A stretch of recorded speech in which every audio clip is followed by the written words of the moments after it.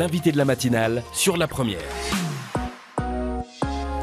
Il est 6h48 et nous retrouvons ce matin Laurent Cabrera, secrétaire général du Haut Commissariat, invité de notre matinale. Première partie avec les questions de Thierry Belmont. Bonjour Laurent Cabrera. Bonjour. Pour le référendum du 4 novembre, un centre pour des bureaux de vote délocalisés sera mis en place. Sont concernés les électeurs de Lifou, Marais, Ouvéa, Bélep et de l'île des Pins. Le choix de voter hors de sa commune s'effectue donc à partir d'aujourd'hui. Comment doit-on procéder ? Alors effectivement, ça s'effectue à partir de 8h ce matin. Il faut venir au centre administratif du Haut Commissariat, qui est rue de la République. Il faut juste venir avec sa pièce d'identité. Sur place, on vous remettra un petit formulaire à remplir, des questions qui sont classiques, nom, prénom, commune d'inscription. Ensuite, de quoi l'agent du Haut Commissariat, donc derrière son ordinateur, il va vérifier que la personne qui vient est bien inscrite sur la liste spéciale consultation dans une des communes iliennes. Si c'est le cas, il rentrera les données qui ont été remplies dans le questionnaire et dans la foulée, on sortira un accusé de réception, un récépissé, donc l'électeur saura que sa demande a été enregistrée. Et ensuite, donc dans une semaine, dans 2 semaines, le maire de la commune, qui a accès à la même application électorale, il validera cette inscription et à ce moment-là, la procédure sera terminée. Oui, on peut venir sans rendez-vous, mais aussi avec rendez-vous. Voilà, on peut venir sans rendez-vous de 8h à 14h et sur rendez-vous de 14h à 16h. On a voulu mettre cette séquence de rendez-vous dans l'après-midi pour des personnes qui sont hors de l'agglomération de Nouméa et qui mettraient plus de temps pour venir. D'accord, alors ce choix, il faut le préciser, c'est un choix définitif et il ne concerne que ce scrutin. Exactement. Une fois qu'on a choisi, qu'on est enregistré, on ne peut plus changer d'avis. Et là, c'était un accord politique. Ça ne concerne que le référendum du 4 novembre. C'est à son adresse, l'adresse de sa commune insulaire que l'électeur va recevoir sa carte électorale spéciale pour le référendum. Il faut donc vérifier sa bonne adresse. Ça aussi, c'est quelque chose de primordial. Oui, l'électeur va recevoir sa carte électorale. Il va recevoir aussi toute la propagande des partis politiques. Donc, il faudra qu'il veille à relever son courrier ou à le faire relever. Ce dispositif, on le rappelle, Laurent Cabrera, c'est un dispositif exceptionnel. On l'a dit, il ne concerne que ce scrutin-là. Oui, tout à fait. On peut le repréciser. Dispositif exceptionnel, pourquoi ? Exceptionnel parce que normalement on vote dans la commune où on réside et il y a des personnes qui sont inscrites dans des communes iliennes et dont on sait qu'elles ne résident pas dans une de ces communes. Mais c'est vrai que pour se rendre dans les communes iliennes, il y a toujours un coût. Le 4 novembre, il va y avoir beaucoup de monde, donc peut-être qu'on n'est pas sûr que les personnes pourront prendre l'avion. Et l'idée, c'était de faciliter les choses pour ces électeurs. Dispositif exceptionnel aussi, parce qu'il a été prévu dans la loi organique et également. En revanche, si cet électeur ne peut pas voter le jour J, donc le 4 novembre, il peut donner procuration à un électeur de sa commune ? Oui, comme tout le monde, il peut avoir un pépin et ne pas pouvoir voter. Il peut donner une procuration, mais uniquement à un autre électeur qui est dans un bureau de vote délocalisé de sa commune. Oui, ça veut dire que, en fait, il ne peut pas, l'électeur à qui il donne procuration ne votera pas dans sa commune, mais en délocalisé, c'est-à-dire à Nouméa. Oui, tout à fait. Alors, ce bureau de vote, tous les bureaux de vote seront regroupés dans un seul lieu, c'est ça ? Oui, la mairie de Nouméa a eu la gentillesse de nous mettre à disposition un grand gymnase qui est à l'entrée de Nouméa, qui est connu sous le nom de la Luciole. Et donc, on va pouvoir y installer les bureaux de vote délocalisés des 5 communes iliennes. Donc, ce bureau de vote se situera à quelle adresse exactement ? Ça, on l'a déjà. Écoutez, je n'ai pas l'adresse exacte. Oui, moi, je vais le donner. Donc, les bureaux de vote délocalisés seront implantés dans la salle Omnisport François Anévi. Oui. 35 rue Édouard Unger à la vallée du Tir, donc c'est la salle qu'on appelle en général la Luciole. C'est ça. S'enregistrer dans un bureau de vote décentralisé, Laurent Cabrera, c'est souhaitable parce que ce dispositif a été mis en place, on peut le dire aussi, pour éviter au maximum les votes par procuration. Oui, parce que par principe, le vote, c'est un vote personnel. Donc c'est vrai que c'est important que chaque électeur puisse se déplacer dans un bureau de vote lui-même. Et en plus, le référendum, c'est un scrutin très très particulier. Donc on a mis l'accent sur le fait que là, on devait permettre à toutes les personnes de pouvoir aller le jour J dans un bureau de vote et déposer elles-mêmes leur bulletin dans l'urne. L'objectif, c'est d'éviter toute tentative de fraude ? Oui, enfin toujours, mais voilà, c'est aussi de faciliter les choses pour les électeurs. Alors justement, les procurations, on rappelle que justement là, il y a un dispositif quand même exceptionnel qui a été mis en place également. Oui, jusqu'à présent, faire une procuration, c'était très simple. Il suffisait de remplir un papier en déclarant sur l'honneur qu'on ne pouvait pas être présent et on pouvait faire cette procuration. Donc il y a eu une volonté des partis politiques qu'on partage à l'État d'être plus strict compte tenu du caractère exceptionnel de ce scrutin. Donc, pour le scrutin du 4 novembre, il y a seulement certains motifs qui permettront de faire une procuration. Maladie, motif professionnel, absence du territoire. Il y en a d'autres aussi, vous les trouverez sur le site du Haut-Commissariat. Formation, handicap, Voilà. Et puis surtout, il y a précisé la nature des justificatifs, parce que là, cette fois, et c'est le caractère exceptionnel du scrutin qui l'explique, il faudra apporter des justificatifs qu'on est bien dans la situation qu'on soulève. À qui on doit donner procuration, en général ? Alors, en général, on donne procuration à quelqu'un qui est inscrit dans la même commune. Ce n'est pas nécessaire qu'il soit dans le même bureau de vote que vous, mais il doit être dans la même commune. On pourra savoir prochainement le nombre de procurations qui ont été données ? C'est difficile parce qu'on peut faire une procuration jusqu'au dernier moment. Alors bien sûr, je ne vous le conseille pas. Et surtout quand les personnes résident hors de Nouvelle-Calédonie, parce que les procurations sont acheminées par la poste, donc par avion, par la poste, donc ça peut prendre du temps. Donc on conseille aux personnes, dès qu'elles savent qu'elles ne pourront pas être là le 4 novembre, de faire la procuration. Il y aura des vérifications, des contrôles justement sur ces procurations. C'est une question qui revient souvent. Quand les personnes vont aller au tribunal, à la gendarmerie ou au commissariat de police pour faire enregistrer leur procuration, l'agent qui va les recevoir, il va vérifier les justificatifs qui sont apportés. Et s'ils ne sont pas suffisants, il ne l'enregistrera pas. Très bien. On revient sur les bureaux de vote délocalisés qui seront mis en place dans un seul lieu, en rappel, dans le gymnase de la Luciole, près du rond-point Berthelot à Nouméa. Pour des raisons juridiques, ces bureaux ne s'appelleront pas bureaux, mais lieux de vote, Laurent Cabrera. Il y en aura combien et ils seront situés ? Il y en aura combien ? Alors c'est une petite subtilité que le ministère de l'Intérieur nous a signalée. C'est-à-dire que si on écrivait dans un texte de loi organique « bureau de vote délocalisé », ça veut dire qu'on parlait de vrais bureaux de vote, qu'il fallait créer des nouveaux bureaux de vote. C'était une procédure qui était longue. Donc ils nous ont dit, on peut retomber sur nos pattes, on va appeler ça lieu de vote délocalisé et on n'aura pas besoin de modifier la carte électorale de chaque commune. D'accord, donc des lieux de vote délocalisés. Alors chaque commune aura... voilà. Alors on a fait une simulation, on a regardé aux dernières élections, je crois que c'est les municipales et les provinciales, à chaque fois quel était le tour où il y avait eu le plus grand nombre de procurations. Et on est parti de ce maximum pour calibrer finalement la salle. Et donc alors ça donne quoi finalement pour chaque commune ? Ça donnerait, à peu près. Ça donnerait 5, que je ne vous dise pas de bêtises, 4 bureaux de vote délocalisés pour l'IFOU, 3 pour Marais, 2 pour UVA, 1 pour l'île des Pins et 1 pour Bélep. Mais bien entendu, s'il y a plus de monde, on pourra toujours créer des bureaux de vote supplémentaires. Laurent Cabrera, secrétaire général du Haut-Commissariat. On continue à parler donc de ces bureaux de vote délocalisés qui seront mis en place et qui concernent donc les électeurs de l'IFOU, Marais, UVA, Bélep et l'île des Pins. À partir de 7h06, vous restez avec nous. La période supplémentaire qui avait été mise en place pour s'inscrire sur la liste générale est terminée depuis le 20 avril. Les personnes qui y figurent mais qui ne sont pas encore inscrites sur la liste spéciale référendum ont-elles encore le temps d'effectuer leur démarche ? Oui, elles peuvent le faire jusqu'au 18 juin. Elles peuvent déposer un dossier dans lequel elles vont demander à être inscrites sur la liste pour le référendum et elles doivent le faire auprès de leur mairie. Oui, il faudra pour ces personnes-là attendre quand même la validation de la commission spéciale, c'est ça ? Oui, c'est toujours le cas. Oui. C'est la commission qui décide. Et puis la liste définitive, elle sera publiée le 31 août. Mais avant ça, il y a une autre période qui est importante, c'est qu'il y a un certain nombre de personnes qui n'auront pas besoin de faire de démarches et de déposer des dossiers.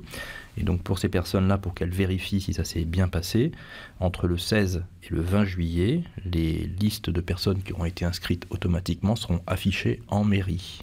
Mais le plus important, vraiment je le répète, c'est dans le doute faire une demande et aller à sa mairie avant le 18 juin. Voilà, donc on rappelle, Laurent Cabrera, la publication des listes référendaires définitives, ce sera pour 31 août. Et celle qui est générale, la liste générale? Alors la liste générale, normalement, elle va bientôt être publiée. D'accord. Fin juin?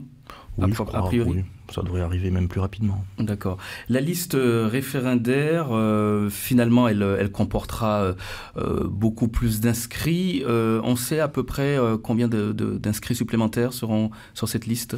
C'est difficile à dire parce qu'on ne sait pas exactement combien de personnes vont remplir les critères. On sait que par rapport à l'année dernière, il y aura à peu près au moins 3000 personnes qui sont des jeunes, qui auront eu 18 ans cette année. Après, sur les personnes qui sont déjà majeures, on le saura vraiment en août. Oui, c'est ça. Pour les jeunes majeurs, justement, cette année, jusqu'à la veille du référendum, elles ont la possibilité de se faire inscrire, c'est ça? Alors, sur la liste spéciale? Alors oui, elles vont être, alors bien sûr, si elles remplissent les conditions, par ailleurs, mais elles vont être inscrites d'office, c'est-à-dire sans avoir à faire de démarche, dès lors qu'elles ont 18 ans, au plus tard le 3 novembre. Alors, attendez, elles sont inscrites d'office sur la liste générale. Sur la liste générale. Mais elles devront quand même faire la démarche d'aller sur de s'inscrire sur la liste spéciale référendum. Moi, je leur conseille de le faire. C'est toujours mieux, bien sûr. Mais pour ces jeunes-là qui, maintenant, sont sur la liste générale, s'ils remplissent un des critères qui leur permet automatiquement d'être sur la liste référendum, ils seront proposés à l'inscription automatique. Alors, pour les personnes qui s'estiment oubliées, est-ce qu'elles ont des possibilités de recours? Alors s'il y a des personnes qui passent au travers des mailles du filet, et y compris après le 31 août, c'est ça qui est important, il leur reste toujours une possibilité, c'est d'aller demander au juge de prononcer leur inscription. Donc même si par malchance il y avait des personnes qui découvrent le sujet après le 31 août, elles auraient encore une possibilité d'être inscrites. 258, si vous souhaitez faire un commentaire, poser une question à notre invité. Alors, la campagne que mènera l'État en vue de ce référendum, comment ça va se passer? Ce sera essentiellement pédagogique, Laurent Cabrera? Oui, bien sûr, c'est une campagne qui va être exclusivement pédagogique. On va inciter les personnes à s'inscrire, les personnes à aller voter, les personnes, si elles le souhaitent, bien sûr, à s'inscrire dans un bureau de vote délocalisé. Donc il y a toute une campagne qu'on a commencé à lancer et qui, cette semaine, va déboucher sur un site internet dédié au référendum, qui va être mis en ligne dans les prochains jours. Voilà, c'est vraiment de l'information civique et pédagogique. Alors, cette campagne, justement, est-ce qu'elle est en concertation? On imagine que oui, avec les partis politiques. Comment ça se passe, la relation avec les partis politiques? On a un groupe de travail préparation du référendum qui se tient toutes les 2 semaines à peu près, avec les 4 groupes qui sont représentés au Congrès. Au cours de ces réunions, on leur présente ce que l'on veut faire. Et d'ailleurs, on a beaucoup travaillé avec eux sur les textes, la loi organique, les décrets qui ont été pris dans la foulée. Donc on travaille au fil de l'eau avec eux. Alors justement, cette campagne que mèneront ces partis politiques, on en a parlé dernièrement dans l'actualité, ça donnera lieu à des remboursements de l'État? Oui, c'est un peu la règle. Il y a 2 choses dans une campagne officielle. D'une part, c'est du temps dans les médias publics, donc à la radio et à la télévision publique, et d'autre part, un certain nombre de dépenses pourront être remboursées par l'État, et donc le plafond de remboursement, c'est 13 millions de francs. Alors ce remboursement et cette participation à la campagne officielle sur les médias publics, elle sera réservée aux partis, aux groupements de partis qui sont les plus représentatifs. Alors c'est quoi un parti ou un groupement représentatif? Il y a une commission qui va se réunir au début juin, mi-juin, et les partis qui veulent participer à cette campagne officielle, ils vont demander à y participer, et la commission, elle regardera leur représentativité, notamment et principalement au regard du nombre de membres du Congrès qui déclarent s'y rattacher. Bruno Rouvière. Vous en avez parlé en première partie, vous avez parlé de ces lieux de vote délocalisés qui sera donc installé à la vallée du Tir, rond-point Berthelot, la Luciole, la salle, le gymnase. Ça va concerner, ou ça devrait concerner combien d'électeurs ? Alors nous, est-ce qu'on a une petite idée ? Alors nous, on est parti de, comme je disais tout à l'heure, de l'hypothèse maximale du nombre de procurations maximum qui avait été faite aux dernières élections. On est arrivé à un chiffre de 10, 11 000, mais c'est vraiment pour être sûr de pas louper le coche, parce que ce qui est important, c'est que le jour du vote, on ait le bon nombre d'isoloirs, le bon nombre d'urnes. Donc c'est pour ça qu'on a pris une hypothèse haute. D'accord. Pour les Iliens résidant en brousse, ils vont devoir descendre sur Nouméa pour voter ? Comment ça se passe pour eux ? Oui, parce que le bureau de vote délocalisé, il sera uniquement à Nouméa. Hein, c'était une mesure aussi de simplicité. Oui. Et donc, c'est pour ça, hein, pour ces personnes-là qui n'habitent pas dans l'agglomération de Nouméa, qu'on a mis en place dans notre permanence la possibilité de prendre des rendez-vous pour venir. Oui. Bruno, vous avez encore une question ? Juste une dernière question. Et pourquoi ne pas avoir inscrit ces électeurs des îles dans leur commune dans la commune où pourquoi est-ce qu'ils ne sont pas inscrits sur Nouméa, par exemple ? 11 000 personnes qui viennent voter à Nouméa alors qu'ils sont inscrits sur les listes dans leurs îles. C'est compréhensible. On est toujours, même si on n'habite plus, on est toujours attaché au lieu de ses origines. Donc les personnes, elles habitent sur la Grande Terre, mais elles sont restées attachées à Bélep, à l'île des Pins, à Marais, donc voilà. On le rappelle, hein, Laurent Cabrera, cette délocalisation ne concerne que ce scrutin du 4 novembre. Ça veut dire que pour les autres scrutins, les personnes iliennes, de ces communes iliennes, resteront rattachées donc à leur commune d'origine. Vous avez parlé de cette campagne officielle et audiovisuelle. Il y a aussi des discussions qui sont menées avec les partis politiques sur les slogans et les arguments qui seront menés durant cette campagne. Alors, je pense que chaque parti politique, il va choisir ses slogans. Et pour ce qui est de l'État, on va avoir 2 slogans très simples. Le premier, c'est « Inscrivez-vous » et le deuxième, c'est « Allez voter ». On part au standard avec Nup qui a composé notre numéro de téléphone. Bonjour. Oui, bonjour. Soyez le bienvenu, on vous écoute. D'accord, oui. Alors c'est un peu plus politique. Je voudrais poser la question aux représentants de l'État. Oui. En quoi ce référendum est un référendum d'autodétermination ? Je veux dire, par rapport au droit international, le peuple colonisé a le droit à son autodétermination. Et là, on est dans un cas un petit peu particulier. Et le deuxième, petite remarque rapide, c'est pour dire que l'État, la France en tire à bon compte, parce que il est évident, et les analyses qui sont faites au plus haut niveau montrent que la possession de la Nouvelle-Calédonie rapporte énormément à la France, donc au-delà des 53 milliards qui sont soi-disant apportés régulièrement chaque année à Nouvelle-Calédonie pour boucler son budget. Donc les éléments stratégiques, géostratégiques qui sont liés à la présence française sur le territoire sont d'une plus grande importance que ce que éventuellement ça peut coûter. Donc on comprend que l'État est prêt à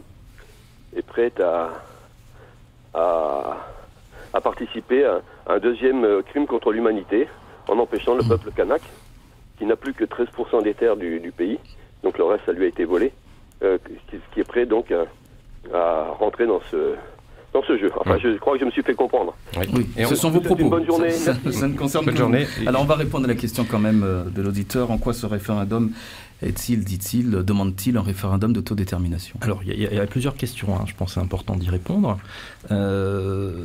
Les Calédoniens le savent mieux que moi. La revendication initiale, c'était effectivement que seul le peuple premier s'exprime. Il y a quand même eu un certain nombre de choses qui se sont passées depuis 30 ans, qui ont commencé à Nainville-les-Roches avec la reconnaissance des victimes de l'histoire. Et donc il y a un consensus sur le fait qu'aujourd'hui, les personnes qui ont à s'exprimer, c'est des personnes qui ont un lien, une attache suffisamment forte et ancienne avec la Nouvelle-Calédonie. Donc ça inclut bien évidemment le peuple premier, mais pas que. Et là, ça ne fait pas débat dans les partis politiques. Sur la deuxième question, sur la France s'en tire à bon compte, la Nouvelle-Calédonie rapporte beaucoup à la France. Alors c'est difficile de l'évaluer. Moi, je peux simplement dire une chose, et c'est pas une critique, ça me semble pas illégitime, c'est qu'effectivement, chaque année, les transferts de l'État, c'est à peu près 1,6 160 milliards de francs vers la Nouvelle-Calédonie, et la Nouvelle-Calédonie a un système fiscal qui est autonome et ne contribue pas au budget de l'État. Donc c'est un transfert dans un sens, et c'est une bonne chose parce qu'il y a des choses à faire, hein, donc c'est pas... voilà.